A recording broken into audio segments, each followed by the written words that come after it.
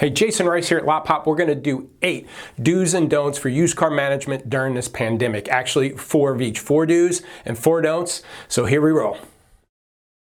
This is our first don't on used car management during this pandemic. And don't hold on or sit on your late model vehicles, 18s, 19s, 20s. These cars are going to get impacted very much in this market. New car incentives are going to be unheard of.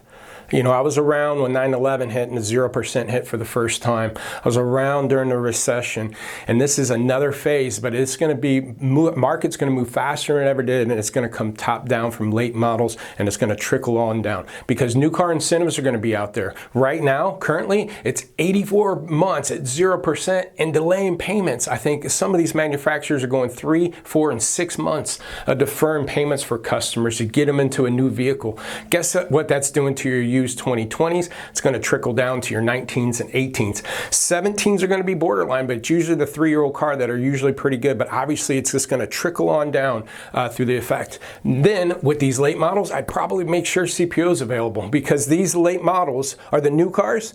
Manufacturers getting cut back, right? So new car availability might be slim, and a CPO might be another way to switch these customers off. CPO might be a program that these OEMs also do to help move some of these late models for you and to hold the values on them. So there might be some CPO advantages if they do better incentives on those cars too, and it might be a good switch car. So if those cars aren't available in the market, if you can take a customer and you know they can't get 0% and whatever on a new car, but you can put them on this and lower their payments, it's going to be a good option for you. So don't sit on these late model cars. Get off them fast as possible.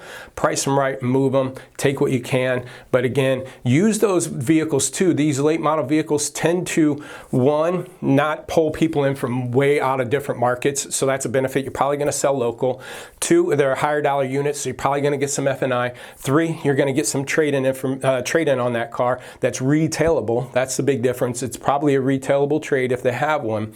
So these late model cars can pull those type of customers into your door, so utilize those, but don't try to make a ton of money on them. Buy them or trade for them or whatever you have to do. If they're coming off of service loaners, get off them as fast as possible, but make sure you try to get the F&I. Make sure you try to get that trade in. And more likely, it'll probably be a local customer, so get them back in. Make sure you do that service walk. Make sure you get them back in for service on these vehicles. So that's tip number 2. The tip, don't sit on these late model vehicles.